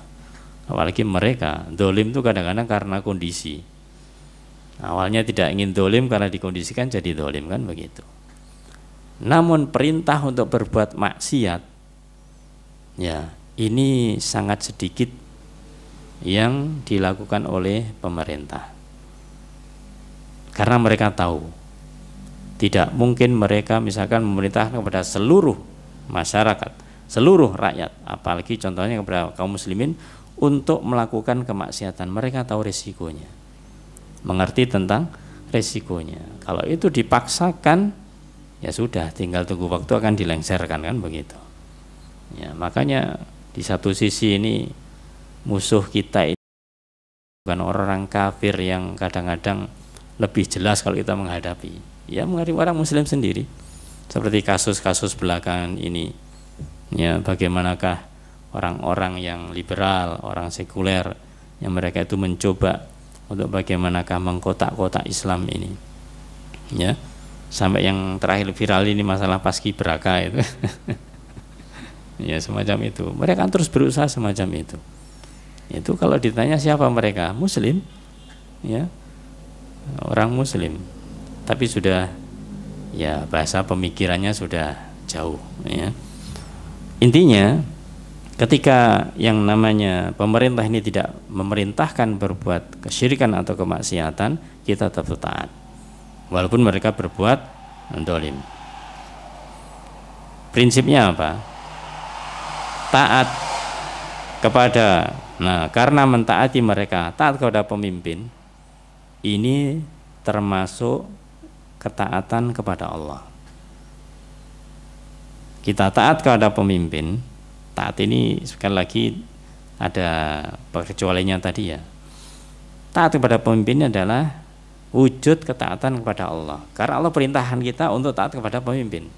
Paham, ya? Ya. Sedangkan taat kepada Allah adalah hukumnya wajib. Hukumnya adalah wajib. Nah, ayo ikhwah azani wa azakullah. Kemudian dalam hadis Rasulullah sallallahu alaihi wasallam, di dalam hadis yang sahih riwayat Bukhari, mungkin orang-orang sekarang yang dia itu tidak memahami tentang prinsip ini, mereka belum tahu hadis ini. Maka ketika mengetahui hadis ini, semoga mereka mendapatkan hidayah. Rasul bersabda, alal mar'il muslimi, wajib bagi seorang muslim as-sam'u wa ta'ah, yaitu mendengar dan taat kepada pemimpin. Fima ahabba wa kariha, di dalam apa-apa yang dia cintai, dia suka, ataupun dia benci. Nah, ini yang penting, ya. Kita mendengar dan taat kepada pemimpin di dalam masalah-masalah yang kita suka atau kita benci. Kalau kita suka sih sudah jelas, ya, tidak ada masalah, nggak akan memprotes gitu. Terutama yang dibenci, maka harus tetap sama wa ta'ah, harus mendengar dan taat, ya. Tadi pemimpin berbuat dolim, membuat semacam peraturan demikian dan demikian, ya, kita tentunya nggak suka, kita nggak senang, harga ini naik dan lainnya, ya, semuanya orang tidak suka semacam itu. Tapi dia pemimpin, kita mendengar dan mentaatinya. Illa, kecuali ayyuk marobi maksiatin, kecuali kalau pemimpin memerintahkan, ya, bukan dia berbuat maksiat tapi untuk dirinya, untuk katakanlah pejabat-pejabat, ya, itu adalah merupakan tanggungan mereka. Tapi kalau mereka sampai memerintahkan kemaksiatan, ya, fa in umiru bi maksiatin, kalau mereka diperintahkan, rakyat diperintahkan untuk berbuat maksiat, fala sam'a wala ta'ah, tidak ada mendengar dan tidak ada ketaatan. Ayo ikhwah azani wa azakullah. Kemudian juga ada perkataan yang sangat bagus. Ini kita bacakan. Ini yang Anda bacakan masih tetap tulisannya yaitu Ustadz Yazid Abdul Qadir Jawas rahimahullah ta'ala, di dalam kitab kecilnya Wasiat Perpisahan, ya, tidak di buku yang kita jadikan rujukan sebelumnya. Beliau menukilkan tentang kenapa seorang pemimpin itu kadang-kadang berbuat dolim, ya. Kita jangan semena-mena atau tergesa-gesa untuk menyalahkan pemimpinnya, ya, serta-merta menyalahkan pemimpinnya. Perhatikan perkataan dari Imam Al-Qadhi Ali bin Abi bin Muhammad bin Abil Iz Ad-Dimsyiki, terkenal dengan Abul Iz rahimahullah ta'ala. Beliau mengatakan bahwasanya hukum mentaati ulil amri adalah wajib selama tidak memerintahkan dalam kemaksiatan, meskipun mereka berbuat dolim, Kenapa? Karena keluar dari ketaatan kepada mereka akan menimbulkan kerusakan yang berlipat ganda. Artinya kalau berontak itu kerusakannya akan berlipat ganda. dibandingkan dengan kedoliman penguasa itu sendiri.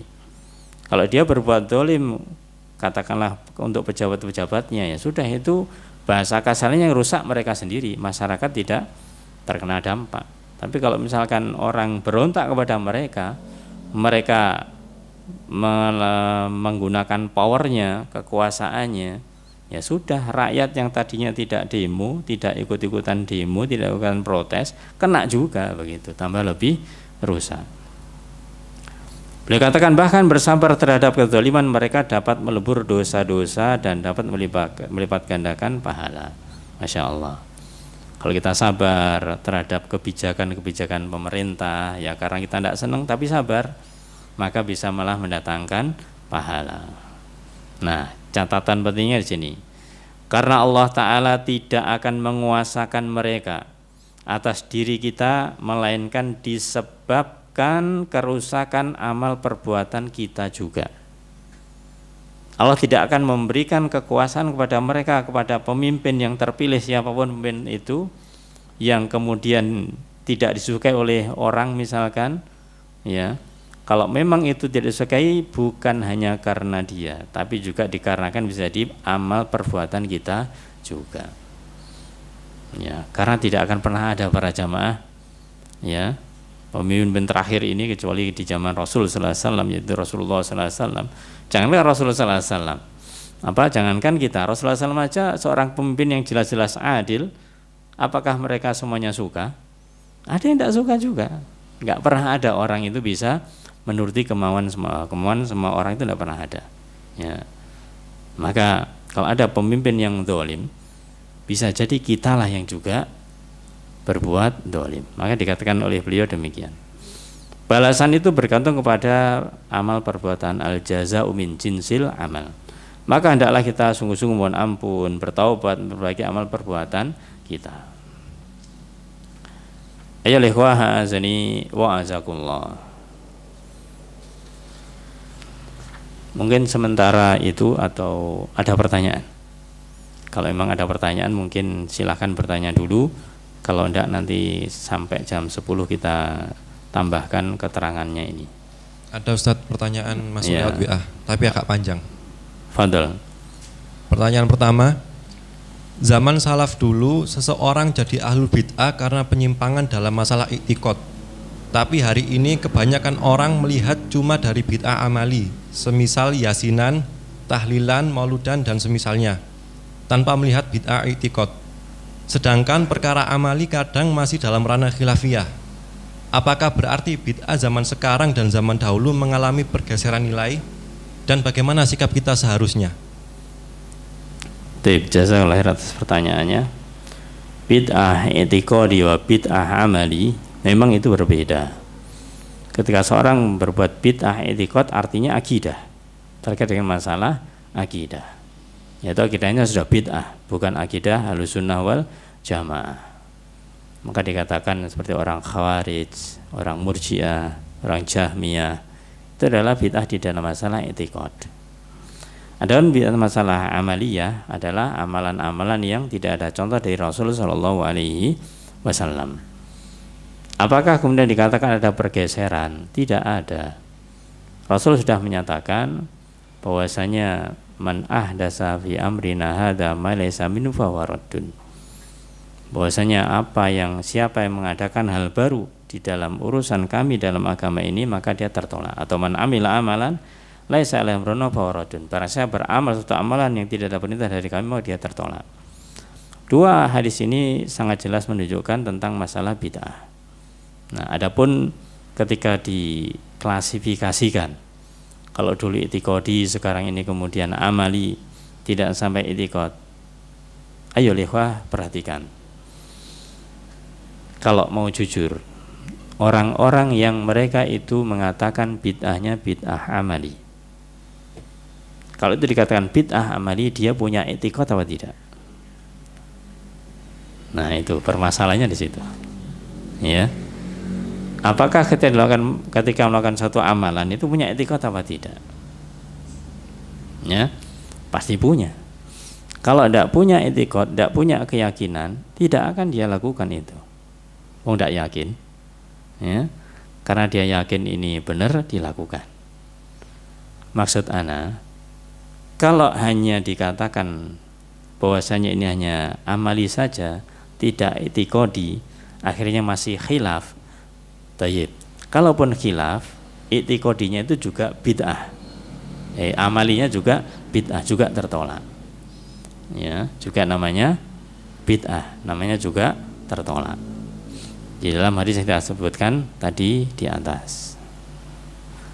Namun secara praktek, orang-orang yang dia itu melakukan bid'ah amali, dia punya i'tiqad, dia punya keyakinan.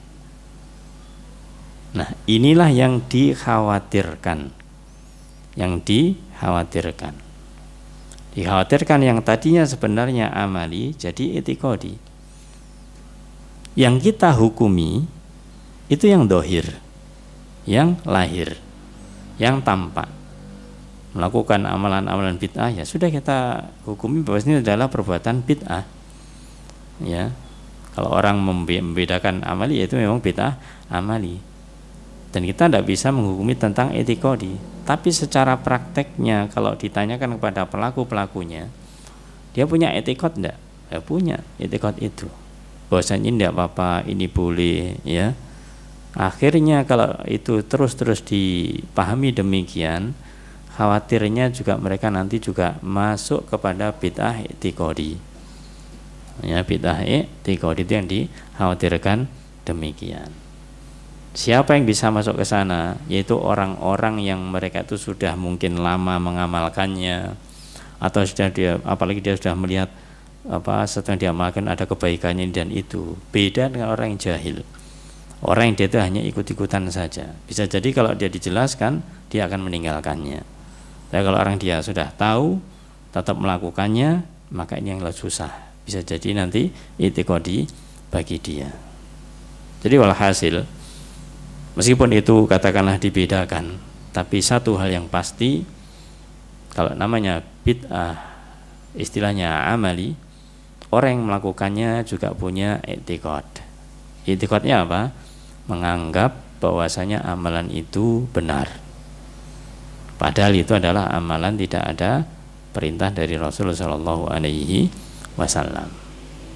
Ya, kita hanya mengatakan dikhawatirkan bid'ah yang dianggap hanya sebatas amalan bisa sampai kepada bid'ah keyakinan. Wallahu a'lam bishawab. Pertanyaan selanjutnya, sering kita dapati sebuah ritual atau rangkaian ibadah ketika ditanya dalilnya, mereka menjawab dengan keumuman dalil. Misalnya haulan, isinya membaca Al-Quran, silaturahmi, bersedekah makanan, berdoa dan sebagainya. Yang memang hal-hal tersebut merupakan sesuatu yang dianjurkan. Apa ketentuan dalam menghukumi suatu amaliyah tersebut disebut bid'ah ketika masih ada dalil umumnya? Ayo ikhwah azani wa azkullah. Ini urusannya memang nanti dengan urusan kaidah-kaidah fikih juga, ya. Yang artinya bahwasanya ketika seorang menghukumi sesuatu, jangan sampai nanti dicampur adukkan antara yang satu dengan yang lainnya, ya. Ketika kita mengatakan bahwasanya ini tidak ada perintah, tidak ada contoh Rasulullah SAW, ya, kemudian dia katakan, loh ini kan boleh karena ada ini, kan boleh karena ada ini, ya. Ada seorang sahabat tabi'in, siapa lupa namanya, Sa'id bin Musayyib, ya, bahwasanya ketika ditanya terkait dengan orang yang dia itu melaksanakan ibadah, apakah itu zikir atau sholat, agak lupa beliau ditanya, apakah orang yang sholat akan diazab Allah Ta'ala? Apakah orang yang zikir akan diazab Allah Ta'ala? Apa jawab beliau? Beliau menjawab bahwasanya Allah akan mengadab, akan menyiksa ini bukan karena sholatnya, tapi karena tata cara yang dia lakukan tidak pernah diajarkan oleh Nabi, ya, menyelisihi sunnahnya Rasul SAW. Walaupun itu sholat, walaupun itu zikir, Kalau pernyataan tadi itu dibenarkan, kan asalnya karena umum, kan sholat diperintahkan, zikir diperintahkan, ya buyar nanti syariat. Orang membuat aturan yang lebih parah dari itu nanti. Misalkan sholat maghrib diganti dengan 4 rakaat, kan ini sholat. Ya buyar nanti. Itu mungkin gak kepikiran, tapi itulah namanya orang ketika ditanya bid'ah itu mulai kecil-kecil, membesar demikian. Jadi jawabannya itu, ya sebagai perkataan dari Sa'id bin Musayyib, beliau mengatakan bahwasanya orang yang dia itu melakukan amal ibadah secara umum tidak disalahkan secara umumnya itu apa, tapi menyelisihi syariat, menyelisih syariat. Jadi tidak masalah istilahnya sholat, istilahnya zikir, tapi prakteknya itu sholatnya gimana, zikirnya gimana, ya itu ada perintah, ada contoh atau tidak.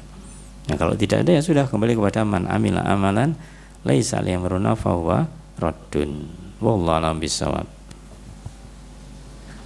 Pertanyaan selanjutnya, Assalamualaikum, izin bertanya Ustadz, berkaitan dengan kebijakan suatu instansi yang mengharuskan kaum wanita memakai celana olahraga, padahal hal ini bisa diganti dengan rok.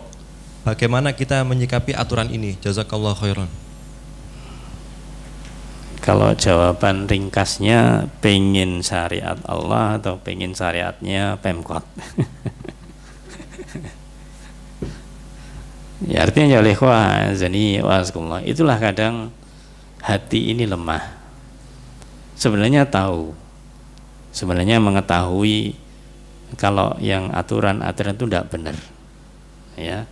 Tapi dia tidak bisa berbuat apa-apa, merubah tidak bisa. Kalau nanti nggak taat, dipecat, kan begitu. Ya, paling-paling ujungnya semacam itu. Maka yang jelas, kembali kepada aturan yang ada, bahwasanya la ta'ata li makhlukin bi maksiatil khaliq. Bahwasanya tidak ada ketaatan kepada makhluk dalam rangka bermaksiat kepada Allah Ta'ala. Innama ta'atu fil ma'ruf, hanyalah ketaatan di dalam masalah yang ma'ruf, hanyalah yang baik saja. Kondisi yang ditanyakan tadi itu, kalau memang belum bisa ya lepas dari instansi tersebut, jangan mencari pembenaran. Jangan mencari pembenaran. Akui itu salah dan banyak istighfar, minta tolong kepada Allah diganti, dicarikan yang lebih baik tempatnya. Ya.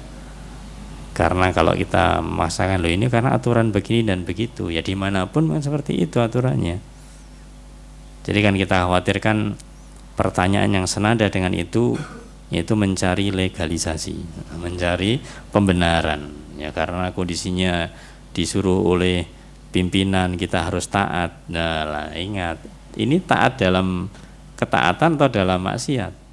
Ya kalau tidak benar kan jadi maksiat, nggak boleh taat kan. Nah itu. Jadi kita tahu para jamaah, kita paham tidak mudah. Ya tidak hanya para wanita, laki-laki pun juga demikian. Kalau sudah ada suatu instansi kadang-kadang dilema, mau ngikuti pimpinan ini nggak benar, tidak ngikuti resikonya kita tidak dapat pekerjaan lagi, ya maka caranya seperti itu. Tetap kita minta yang terbaik kepada Allah, ya kalau memang kita katakanlah bisa meninggalkan, itu yang terbaik adalah yang terbaik, kita yakin akan rezeki dari Allah Subhanahu wa ta'ala. Tapi kalau memang masih terasa berat dan yang lainnya, ya itu jelas dosa, ya jelas dosa yang nanggung yang melakukannya, sehingga perlu banyak istighfar dan taubat dan minta petunjuk kepada Allah Ta'ala agar dicarikan atau diberi ganti yang lebih baik. Wallahu a'lam bishawab. Ini pertanyaan terakhir terkait pemerintah. Assalamualaikum Ustadz. Assalamualaikum. Terkait dengan kebijakan penguasa yang mengandung kemaksiatan seperti perintah melepas jilbab yang akhir-akhir ini viral dan itu diperlihatkan terang-terangan, apakah boleh mengkritiknya juga secara terang-terangan melalui medsos? karena karakter penguasa di Indonesia suka mengetes umat Islam. Kalau diam maka kebijakan dilanjutkan, kalau umat ramai maka dihentikan, seperti jilbab paskibraka kemarin yang akhirnya dipakai kembali. Ayyuhal ikhwah azani wa azakullah, bukanlah sunnah ketika ada suatu hal yang tidak baik, suatu hal yang mungkar, kemudian dikritik, kemudian diprotes dengan cara yang mungkar pula. Namanya saja amar ma'ruf nahi mungkar, memerintahkan yang baik dan mencegah yang mungkar, maka caranya juga tetap ma'ruf. Memerintahkan yang baik dengan cara ma'ruf, yang mencegah yang mungkar juga cara yang ma'ruf, bukan mungkar. Ya, yang ma'ruf pula. Kalau memang kondisinya yang semacam ini, yang jelas bahwasanya aturan-aturan yang semacam itu memang terjadi. Memang terjadi, kita tidak pungkiri, karena memang sudah zamannya adalah zaman IT, zamannya medsos dan yang lain-lainnya. Yang viral baru ditindaklanjuti, yang tidak jalan terus, itu memang demikian. Maka sekali lagi kita sampaikan, ketika ada kebijakan-kebijakan demikian yang sedemikian itu, kita tidak hanya berpikir kepada pemerintahnya. Jangan hanya berpikir kepada pemerintahnya, kenapa kok mengeluarkan kebijakan semacam itu. Tapi lihatlah kepada diri kita, kepada masyarakat kita. Ya, artinya kalau ingin pemerintah itu baik, ya kita baik juga. Kita harus baik juga. Ini tadi yang kita sampaikan masih belum selesai. Ada nanti kalimat yang juga semakna dengan hal itu. Untuk memprotes yang demikian, maka bukanlah sunnahnya yang ada di dalam Islam, yaitu mengingkari kemungkaran dengan kemungkaran. Ya, itu berarti mengandalkan hawa nafsu. Mengandalkan hawa nafsu. Apakah berarti kemudian diam? Jawabannya juga tidak. Jawabannya tidak. Caranya bagaimana? Kita punya lembaga. Kaum muslimin itu punya lembaga namanya MUI.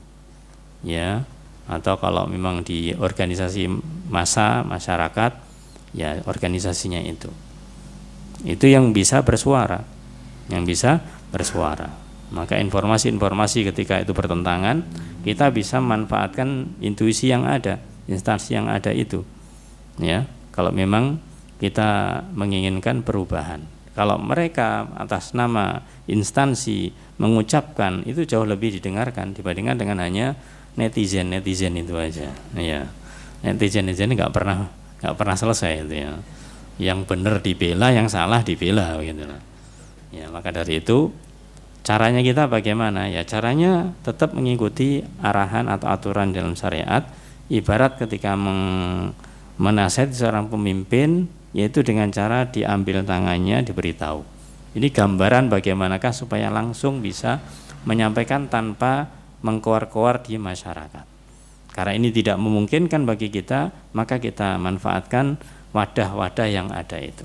Kita berikan katakanlah semacam surat kepada MUI misalkan, itu kalau semacam itu dibolehkan, itu adalah dibolehkan. Dan insya Allah masyarakat kita semakin bahasanya semakin dewasa lah, semakin mengetahui. Apalagi kalau sudah masalah sensitif, ya, maka ini organisasi keislaman ini juga pasti akan bergerak. Ya, apalagi masalah yang kemarin itu, ya, alhamdulillah, ya bahasanya itu dengan bahasa kasarnya begini para jamaah. Kemarin yang viral masalah paskibraka itu, apa andil kita? Andil kita itu apa? Ya seakan-akan kita tidak punya andil apa-apa. Tapi siapa tahu di antara kaum muslimin, ya, yang mereka itu punya doa yang mustajab. Artinya Allah ijabahi. Dia betul-betul berdoa kepada Allah Ta'ala agar yang sudah viral itu kemudian nanti tidak ditindaklanjuti. Artinya paskibraka ini akhirnya ditetapkan tidak boleh pakai jilbab. Bisa jadi ada orang-orang banyak berdoa supaya itu tidak diteruskan, dan alhamdulillah ternyata tidak diteruskan. Ini juga merupakan upaya yang tidak ringan, upaya yang besar juga. Doa ini adalah upaya yang sangat besar, hanya tidak tampak, hanya tidak diketahui. Mungkin makanya perlunya kita itu mendoakan kebaikan kepada pemimpin kita. Agar apa? Agar respon dengan masalah semacam itu, kemudian bisa bertindak, segera bertindak. Ya, kita ketahuilah bahwasanya pemimpin itu juga masih dipilih oleh banyak orang. Yang diikuti siapa? Ya banyak orang, begitu loh. Kalau yang menginginkan hanya 1-2 organisasi, bahasanya sementara masyarakat yang banyak tidak mengikuti, ya sudah, yang dipilih yang banyak, karena dia memang jadinya dipilih oleh orang banyak. Nah, makanya introspeksi saja dengan yang semacam itu dan cari jalan yang benar. Tadi dengan cara menyalurkan aspirasi ya ke tempat-tempat yang benar, kemudian banyak berdoa kepada Allah Ta'ala semoga yang mungkar ini tidak berkelanjutan. Wallahu a'lam bishawab. Cukup ya? Cukup, pertanyaan sudah habis. Nah, jazakallahu khair. Mungkin yang bisa kita sampaikan, semoga di kesempatan lain ini masih berlanjut ya untuk hadis yang ini di waktu berikutnya. Kita cukupkan dan doa kafaratul majelis. Subhanakallahumma hamdika asyhadu an la ilaha illa anta astaghfiruka wa atubu ilaik. Assalamualaikum warahmatullahi wabarakatuh.